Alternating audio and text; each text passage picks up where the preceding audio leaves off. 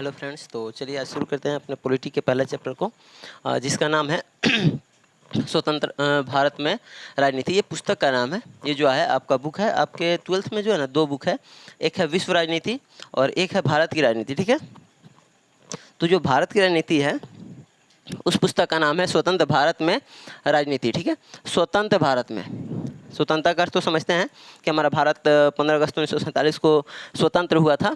उसके बाद की राजनीति को हम इस पुस्तक में पढ़ने वाले हैं। इससे पहले क्या है ना कि जो फर्स्ट चैप्टर में है, जो 15 अगस्त को आज़ादी मिली, उससे पहले की स्थिति और घटनाओं को समझने की इसमें कोशिश की गई है। जैसे कि आपका जो चैप्टर 1 है, ये जो है भारत के स्वतंत्रता से संबंधित है और इस चैप्टर का नाम है राष्ट्र निर्माण की चुनौतियाँ। यानी जो राष्ट्र हमारा बन रहा था, जो भारत बन रहा था, अब यहाँ हम ये क्यों कह रहे हैं कि भारत बन रहा था? क्या भारत पहले नहीं था? देखो, भौगोलिक रूप से भारत तो था, लेकिन राजनीतिक रूप से जो भारत आज हमारा भारत है वो पहले इस तरह से नहीं था और इस पर हमारा अधिकार नहीं था, इस पर अंग्रेज़ों का अधिकार था, जिसको हम साधारण भाषा में कहते हैं कि भारत गुलाम था। तो हमारा भारत जो था पहले क्या था? गुलाम था। और जब हमारा भारत बना, राष्ट्र, अपना राष्ट्र बना, अर्थात हमारा भारत स्वतंत्र हुआ, तो वो किस तरह से हुआ, किन परिस्थितियों में हुआ, उस समय उसके पास क्या क्या चुनौतियाँ थी, क्या क्या समस्याएं थी, इसको इसमें पढ़ना है। तो राष्ट्र निर्माण की चुनौतियाँ, तो राष्ट्र निर्माण में क्या क्या चुनौतियाँ थी ये पढ़ना है। तो पहला हमने कुछ यहाँ पे पॉइंट लिखे हुए हैं, हम मुख्य रूप से इन्हीं पॉइंट पर बात करेंगे। ठीक है, और इस चैप्टर के ख़त्म होते ही इसका क्वेश्चन आंसर और ऑब्जेक्टिव भी कर लेंगे, सब्जेक्टिव और ऑब्जेक्टिव दोनों। तो हमने यहाँ पहला पॉइंट लिखा हुआ है 14-15 अगस्त भारत की स्वतंत्रता। जैसे कि आप सभी जानते हैं कि भारत जो है 15 अगस्त 1947 को आज़ाद हुआ था। फिर हमने यहाँ 14-15 अगस्त क्यों लिखा? देखो, ऐसा है कि जो भारत था वो 15 अगस्त को आज़ाद होने की बात की गई। अंग्रेज़ों द्वारा जो बिल पास किया गया था उसमें जो कहा गया था कि भारत है वो कब आज़ाद होगा? 15 अगस्त को। लेकिन यहाँ पर कई तरह की समस्याएं उत्पन्न हुई जो कि धर्म से रिलेटेड भी था, और उन समस्याओं को लेकर के एक आम सहमति बनी कि हम सभी जो है 14 अगस्त के रात को ही स्वतंत्रता ले लेंगे। 14 अगस्त के रात को स्वतंत्रता लेने का कारण क्या था कि अंग्रेज़ों के हिसाब से 15 अगस्त को स्वतंत्रता देनी थी। ठीक है, और भारतीय चाहते थे कि 15 अगस्त का जो दिन है वो पूर्णतः शुभ नहीं है।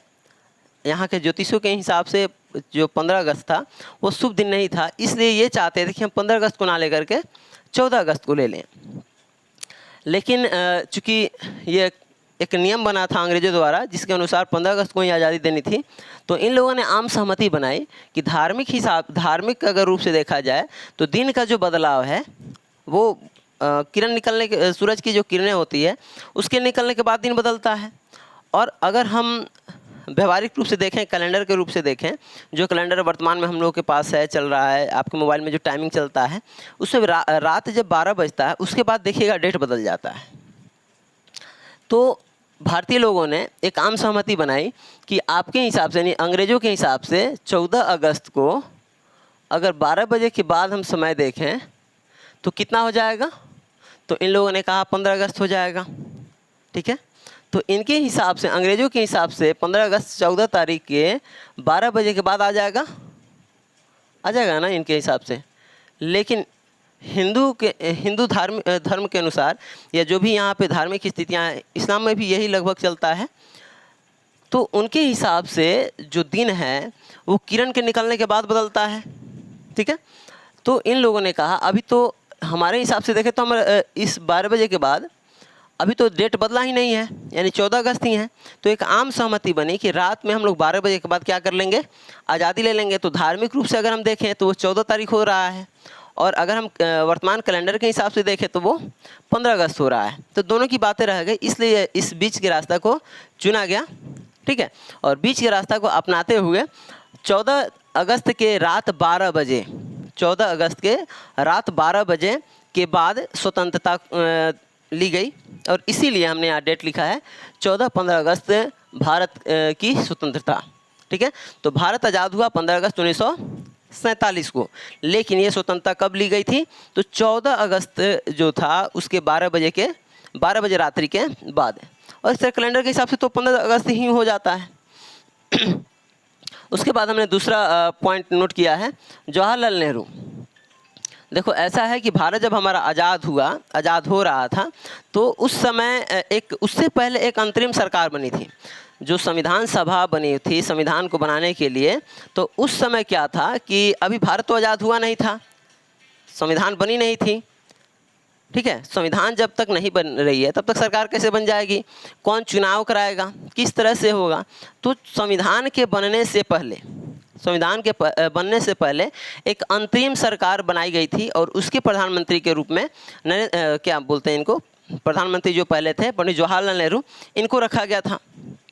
उसके बाद में तो जब संविधान बन के तैयार हो गया, तो वहाँ भी प्रथम प्रधानमंत्री के रूप में जवाहरलाल नेहरू जी को बनाया गया, पंडित जवाहरलाल नेहरू को। और उस समय क्या था, विदेश मंत्री भी यही थे, पंडित जवाहरलाल नेहरू ही थे। तो याद रखिएगा, भारत के प्रथम प्रधानमंत्री कौन थे, जवाहरलाल नेहरू थे, और प्रथम विदेश मंत्री कौन थे, तो यही थे, ठीक है। और इन्होंने वहाँ संविधान सभा में बैठे, जब संविधान बन गया, लागू हो रहा था, तो वहाँ बैठे सभी लोगों के सामने भाषण दिया, और उस भाषण का नाम था भाग्यवधू से चिर प्रतीक्षित भेंट। भाग्यवधू से चिर प्रतीक्षित भेंट, ये याद रखिएगा, बहुत इंपॉर्टेंट है एग्जाम के दृष्टिकोण से। इसको इंग्लिश में ट्रिस्ट विद डिस्टिनी कहते हैं, ठीक है। ये किसका भाषण था, ये जवाहरलाल नेहरू का। हमने यहाँ भी लिख दिया कि प्रथम प्रधानमंत्री भी थे और साथ ही साथ क्या थे, विदेश मंत्री भी थे। तो ट्रिस्ट विद डिस्टिनी के राइटर कौन है, या भाषण ये जो था इसे किसने दिया था, तो पंडित जवाहरलाल नेहरू ने दिया था। उसके बाद में है अगला पॉइंट कि भारत के आज़ादी की स्थिति। देखिए, भारत जो था वो काफ़ी क्रिटिकल स्थिति में आज़ाद हुआ था। ऐसा कहा जाता है कि भारत जिन परिस्थितियों में आज़ाद हुआ, विश्व का ऐसा कोई भी देश ऐसी परिस्थितियों में आज़ाद नहीं हुआ था।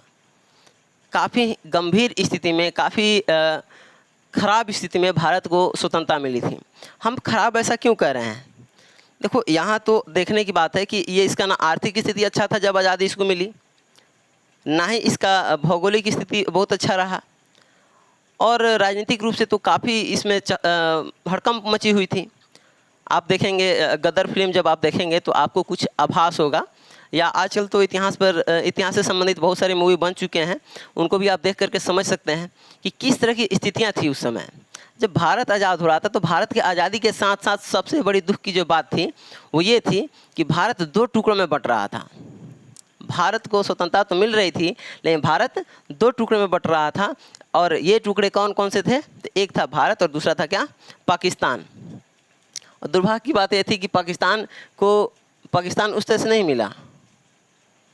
ये इस तरह से जो भारत है, मुझे नक्शा भी उतना अच्छा नहीं बनाने आता है, फिर भी बना दिया। तो आप देखेंगे एक पाकिस्तान तो इधर दे दिया गया इसको, और एक पाकिस्तान इधर दे दिया गया। अब आप सोचेंगे इसको ऐसा दिया क्यों गया। तो भारत जब स्वतंत्र हो रहा था ना, तो अंग्रेजों के हिसाब से एक सहमति बनी, जो मुस्लिम लीग थी, जिसका स्थापना कब हुआ था, मुस्लिम लीग की स्थापना कब हुई थी, मुस्लिम लीग की स्थापना कब हुई थी, 1906 में हुई थी, ठीक है। और आज़ादी के समय इसके जो मेन लीडर थे वो थे मोहम्मद अली जिन्ना। तो उन्होंने द्विराष्ट्र का सिद्धांत उठाया था। द्विराष्ट्र सिद्धांत कहने का मतलब है 2 राष्ट्र होगा।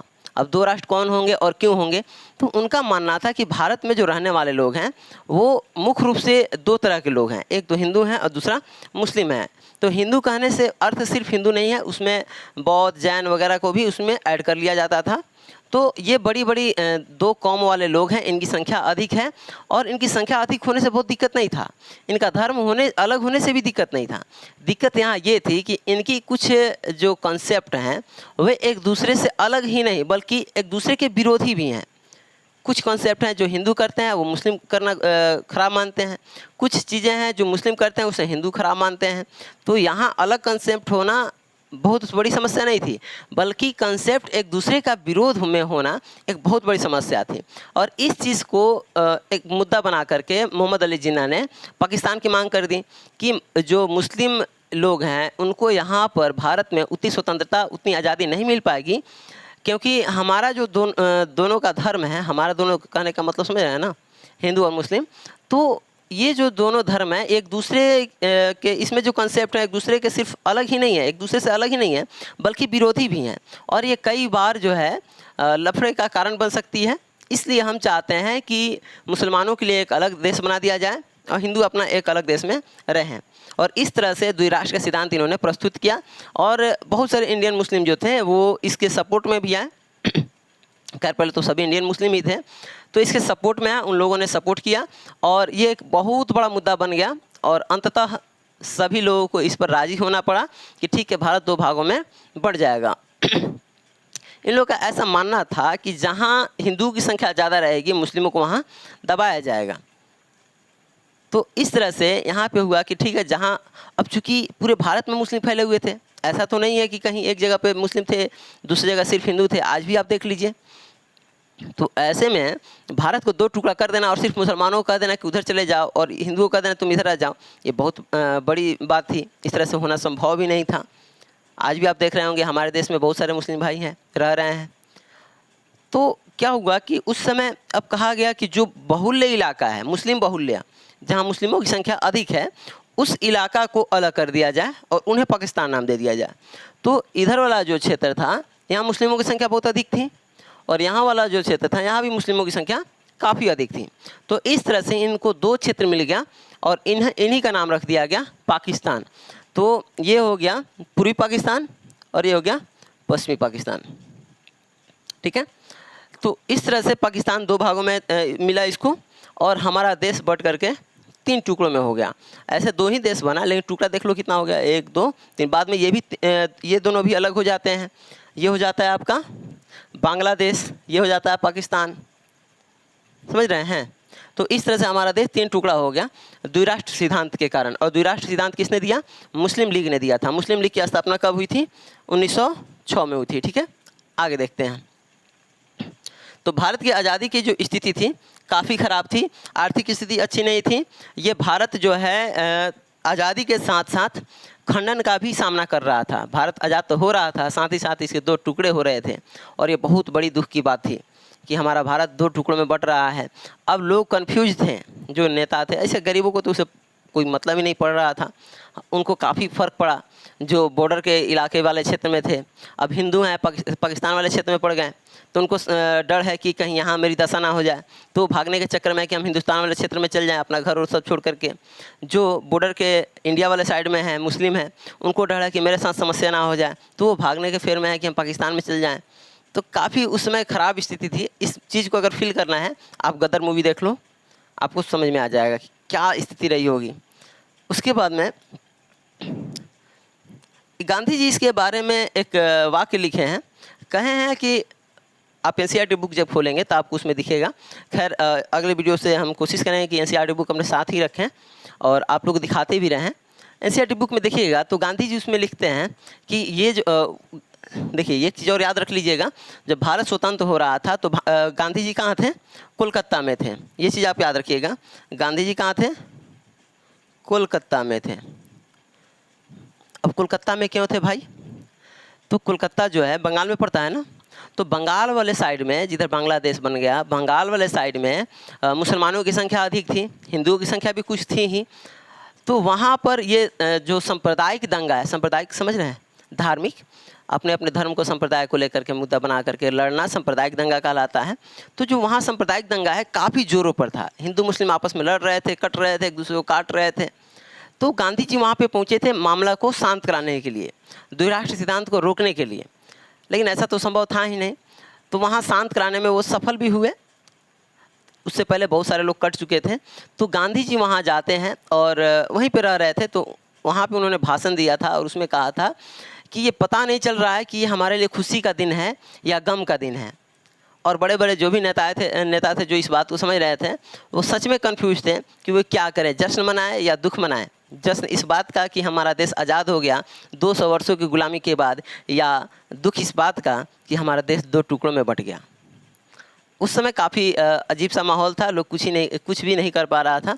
यूँ मान लो कि एक का जन्म हो रहा है तो दूसरे बिछड़ रहे हैं, इस तरह की कुछ स्थिति थी। तो बिछड़ने का दुख हो या मिलने का गम खुशी हो, पता ही नहीं चल रहा था। तो भारत इस स्थिति में आज़ाद हुई थी। अगला पॉइंट हमने लिखा है भारत के शासन संबंधी अवधारणा। तो भारत तो सभी लोग मिलकर के आज़ाद करा रहे थे, तो उसमें धर्म, अलग अलग धर्म के भी लोग थे, अलग अलग जाति के भी लोग थे, अलग अलग क्षेत्र के भी लोग थे। तो सब ने मिलकर भारत को आज़ाद कराया। और कोई एक चाहे कि हम भारत को चला लें, कोई एक कंसेप्ट को चाहे कि हम भारत को चला लें, ऐसा भी संभव नहीं था। इसलिए जो है क्या किया गया, एक आम सहमति बनी कि हम भारत पे आखिर शासन कैसे करना चाहते हैं। तो आम सहमति क्या बनी? आम सहमति बनी कि हम भारत पर लोकतांत्रिक ढंग से शासन करेंगे। भारत पर कैसे ढंग से शासन करेंगे? तो लोकतांत्रिक ढंग से शासन करेंगे, और यहाँ लोकतांत्रिक सरकार होगी, और यहाँ सबको समानता दी जाएगी, और साथ ही साथ यहाँ मौलिक अधिकारों को रखा जाएगा। मौलिक अधिकार आगे चलेंगे तो आपको बताएंगे। यानी कुल मिला के समझ लीजिए कुछ ऐसे अधिकार होते हैं जिन्हें हमसे छीना नहीं जा सकता है, वैसे अधिकारों को मौलिक अधिकार कहते हैं। तो मौलिक अधिकार के आधार पर शासन होगा, और साथ ही साथ यहाँ मुख्य रूप से गरीबों पिछड़ों को जो है विशेष ध्यान दिया जाएगा, उन्हें आगे बढ़ाने की अधिक कोशिश की जाएगी। ठीक है, तो ये कॉन्सेप्ट लेकर के भारत में शासन करने की शुरुआत की गई थी। अगला पॉइंट हमने लिखा है भारत की आज़ादी या दुर्भाग्य। वही गांधी जी वाली बात है कि भारत को आज़ादी मिल ली या दुर्भाग्यता थी भारत की कि दो टुकड़े में बट गया, या खुशी था कि भारत आज़ाद हो गया, ये पता ही नहीं चल पा रहा था। आगे अगला पॉइंट हमने लिखा है भारत राष्ट्र निर्माण की 3 चुनौतियाँ। ये VVI क्वेश्चन है, ये पॉइंट जो है आपके एग्जाम के दृष्टिकोण से बहुत ही इम्पोर्टेंट है, तो इसको आप थोड़ा ध्यान से समझें। टॉपिक है कि भारत राष्ट्र निर्माण की 3 चुनौतियाँ। क्वेश्चन आपसे पूछेगा भारत राष्ट्र निर्माण की कितनी प्रमुख चुनौतियाँ थी, तो 3 प्रमुख चुनौतियाँ थी। ऐसे तो चुनौतियाँ तो बहुत सारी थी, हम आगे देखेंगे भी और सारी चुनौतियों को, लेकिन प्रमुख रूप से चुनौतियाँ कितनी थी? 3 थी। ठीक है, कौन कौन सी थी पहले इसको हम याद कर लेते हैं, फिर इसको समझने की कोशिश करेंगे। भारत को एकता के सूत्र में बांधना, भारत को एकता के सूत्र में बांधना, लोकतंत्र की स्थापना करना, और तीसरा था विकास का एक ऐसा मॉडल जिसमें सभी वर्गों का भला हो सके। तो भारत राष्ट्र निर्माण की कितनी चुनौतियाँ थी? 3 प्रमुख चुनौतियाँ थी। पहला एकता के सूत्र में सभी को बांधना, दूसरा लोकतंत्र की स्थापना करना, और तीसरा विकास का एक ऐसा मॉडल जिसमें सभी वर्ग के लोग का विकास हो सके, भला हो सके। तो ये 3 चुनौतियाँ थी। पहला जो चुनौती है भारत को एकता के सूत्र में बांधना, इसका अर्थ क्या हुआ? देखो, भारत जो है एक विशाल देश है, अपने आप में अगर देखा जाए तो एक महादेश से कम नहीं है। आप ऑस्ट्रेलिया ओशिनिया महादेश को देख लो, क्या ये उससे छोटा है? क्या छोटा नहीं है। तो भारत जो है एक महादेश है। अब महादेश किसको कहते हैं, इसको भी थोड़ा जान लेते हैं। यहाँ महादेश भौगोलिक रूप से नहीं कहा जा रहा है, सांस्कृतिक रूप से भी कहा जा रहा है, और थोड़ा बहुत भौगोलिक रूप से भी आप समझ सकते हैं। ऐसा है कि इसका क्षेत्रफल तो ज़्यादा है ही, तो इस तरह से भी महादेश इसको कह सकते हैं, लेकिन उतनी भी बड़ी क्षेत्रफल नहीं है। इसको यहाँ पे इस चैप्टर में महादेश की उपाधि देने का कारण ये है कि महादेश एक ऐसा क्षेत्र होता है जो भौगोलिक रूप से अलग होता है, और साथ ही दूसरे खंड के सांस्कृतिक रूप से भी अलग होता है। ये दूसरा महादेश हो गया, ये दूसरा महादेश हो गया। यहाँ की संस्कृति और यहाँ की संस्कृति काफ़ी अलग होगी, इनमें काफ़ी अंतर पाया जाता है। इस महादेश में अलग अलग धर्म संप्रदाय के लोग रहेंगे, और कोई एक देश होता है तो वहाँ किसी एक धर्म या किसी एक संप्रदाय का ज़्यादा बहुलता होती है, एक तरह के कल्चर होते हैं किसी एक देश में। लेकिन अपना भारत इस तरह का नहीं है। यहाँ पे ना तो एक तरह की कल्चर है, ना ही सिर्फ एक जाति के लोग रहते हैं, ना ही सिर्फ एक धर्म के लोग रहते हैं। यहाँ वर्ल्ड के जो 8 सबसे बड़े धर्म हैं, वर्ल्ड के 8 सबसे बड़े धर्म, उन सभी धर्मों को मानने वाले लोग अपने भारत में रहते हैं। जो दुनिया में 8 बड़े बड़े धर्म हैं, उन 8 धर्म को मानने वाले लोग हमारे भारत में रहते हैं। तो इस तरह से हम देखें तो एक महादेश से कम नहीं है हमारा भारत। अगर हम सांस्कृतिक रूप से देखें तो आप देख लीजिए, हम हिंदुओं की संस्कृति, मुसलमानों की संस्कृति, तमाम लोगों की संस्कृतियाँ यहाँ पे बस रही है, निवास कर रही है, फल फूल रही है। तो हम सांस्कृतिक रूप से देखें तो हमारा भारत एक महाद्वीप से या महादेश से कम नहीं था। तो ऐसे में इसमें विविधता का होना स्वाभाविक था। विविधता कहने का मतलब होता है भिन्नता या अंतर। जैसे हम बहुत सारे लोग एक साथ रह रहे हैं तो ये हमारी विविधता है। एक जंगल में अलग अलग तरह के जानवर पेड़ पौधे रहते हैं तो जंगल की विविधता है। तो विविधता का मतलब होता है भिन्नता। जब भिन्न भिन्न तरह के भिन्न भिन्न जाति के लोग एक ही साथ रहते हैं तो इसको विविधता कहते हैं, और एक साथ रहते हैं तो विविधता में एकता कहेंगे। तो हमारा भारत एक महादेश की तरह था, भौगोलिक रूप से, सांस्कृतिक रूप से, जनसंख्या के रूप से। तो ऐसे में इसमें विविधता का होना स्वाभाविक था, बहुत सारी विविधताएं थी। लोग धार्मिक आधार पर, जाति आधार पर, रंग आधार पर, क्षेत्रीय आधार पर, भाषाई आधार पर, यहाँ तक कि आप अपने भारत में देख लीजिए, हर जगह हिंदी नहीं बोला जाता है। ऐसा है हमारा भारत। तो इस रूप से इनमें काफ़ी विविधता थी, काफ़ी अंतर था, और ऐसे में सबको एक करके रखना भारत के लिए एक बहुत बड़ी चुनौती थी। अगर हम सबको कह दें कि नहीं सबको हिंदी बोलना है तो सभी एक्सेप्ट नहीं करेंगे, और ऐसा संभव भी नहीं है, ऐसा कोशिश करना भी बेकार होगा। तो ऐसे में भारत को एकता के सूत्र में यानी सभी लोगों को एक करना एक बहुत बड़ी चुनौती थी। यहाँ पर भारत आज़ाद तो हुआ था, लेकिन इसके साथ साथ देसी राजवाड़े या रियासतें, इनकी भी संख्या काफ़ी थी, 565 या 62। 565 शुरुआत में थी, बाद में 562 हो गई। तो इतनी सारी देसी राजवाड़े थी, और उनको भी अपने भारत में मिला लेना और भारत का निर्माण करना ये भी चुनौतीपूर्ण था। तो भारत को एकता के सूत्र में बांधना बहुत बड़ी चुनौती थी, क्योंकि ऐसा देखा गया कि भारत आज़ादी से पहले ही 2 भागों में बंट गया, धार्मिकता को आधार बनाकर। और इस तरह से कई भारत में भी राजवाड़े थे जो भारत में नहीं मिलना चाह रहे थे, तो उनको मिलाना, सबको एक करना और आज के भारत की तरह भारत बनाना एक बहुत बड़ी चुनौती थी। दूसरा चुनौती था लोकतंत्र की स्थापना। देखो, वर्ल्ड में जितने भी देश आज़ाद हुए ना, जितने भी देश अंग्रेज़ों से आज़ाद हुए, वो एकाएक वहाँ पे लोकतंत्र स्थापित नहीं हो पाया। हुआ भी तो फेल हो गया। अपने पड़ोसी देश पाकिस्तान को देख लो, हम लोग के साथ ही आज़ाद हुआ था बेचारा, वहाँ भी लोकतंत्र स्थापित किया सब। मोहम्मद अली जिन्ना वहाँ पे यहाँ तक ये बात कहे थे, आप एनसीईआरटी के बुक में देखोगे तो आपको मिल जाएगा कि हम यहाँ हिंदू और मुस्लिमों के बीच भेद करना नहीं चाहते हैं, हम सबको समानता देना चाहते हैं। अपने भाषण में वो कहे थे। अपने देश के संविधान सभा में, यानी कि पाकिस्तान के संविधान सभा में मोहम्मद अली जिन्ना ने यह बात कही थी। लेकिन बाद में क्या हुआ वहाँ पे? क्या वहाँ पे लोकतंत्र इस तरह का है जिस तरह हमारे भारत में है? संभव नहीं है। वहाँ पे तानाशाही है। किसका? सैनिकों का। तो पाकिस्तान में सैनिकों का ज़्यादा शासन चलता है, सैनिकों की ज़्यादा बात मानी जाती है और उसी का पूरा प्रभाव रहता है सरकार पर। लेकिन हमारे भारत में देख लो, आज पूर्ण रूप से लोकतंत्र है। तो कोई भी देश जो शुरुआत में आज़ाद हुआ, वो लोकतंत्र एकाएक करके जो है बहाल नहीं कर पाया, और किया भी तो फेल हो गया, और उस तरह के लोकतंत्र स्थापित नहीं कर पाया जिस तरह के आज भारत के पास है। तो लोकतंत्र की स्थापना करना भी एक बहुत बड़ी चुनौती थी। यहाँ बड़े बड़े राजवाड़े थे, बड़े बड़े नेता थे, और ऐसे में खतरा था कि पता नहीं लोकतंत्र स्थापित हो पाएगा या नहीं। लेकिन नमन है उन संविधान निर्माताओं की जिन्होंने अपने सफल प्रयास के बाद हमें एक सही लोकतंत्र दिया और लोकतंत्र की स्थापना किया। तो इस चुनौती से भी आज लड़ा लोग और कामयाब भी हुए। तीसरी चुनौती थी विकास का एक ऐसा मॉडल जिसमें समाज के सभी वर्गों का भला हो सके। देखिए, जब भारत आज़ाद हुआ था तो इसके पास तो गरीबी थी ही, विविधता थी, और सबसे बड़ी जो कमी रही अपने भारत में रोज़गार की, शुरू से लेकर अब तक। आज भी रोज़गार बहुत कम है और शुरू में तो थी ही। तो जब भारत एकाएक आज़ाद हुआ, अंग्रेज़ी सरकार अपनी पूरा तरह से पीछा छुड़ा करके भारत को सौंप करके जब चली गई, तो ऐसे में इनके पास बहुत बड़ी समस्या थी कि पिछड़े जो वर्ग थे, ऐसे अमीर लोग उस समय भी थे, ऐसा नहीं है कि सभी गरीब थे, अमीर लोग उस समय भी थे और बड़े बड़े अमीर थे। तो ऐसा समस्या हुआ कि जो गरीब हैं, जो पिछड़े हुए हैं, उनको आगे कैसे लाया जाए, उनको कैसे बढ़ाया जाए, क्योंकि उन पर विशेष ध्यान रखना बड़ा ज़रूरी था। अगर वे आगे नहीं बढ़ेंगे तो फिर हमारा भारत ही आगे नहीं बढ़ पाएगा।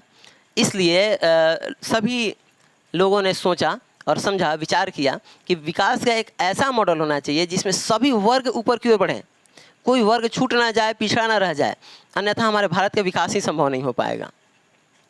तो ये तीसरी चुनौती थी। ठीक है, तो इस तरह से आज के क्लास में इतना ही रहने दिया जाए। अगले बातों को, अगले चीज़ों को अगले वीडियो में देखा जाएगा। तब तक के लिए बाय बाय।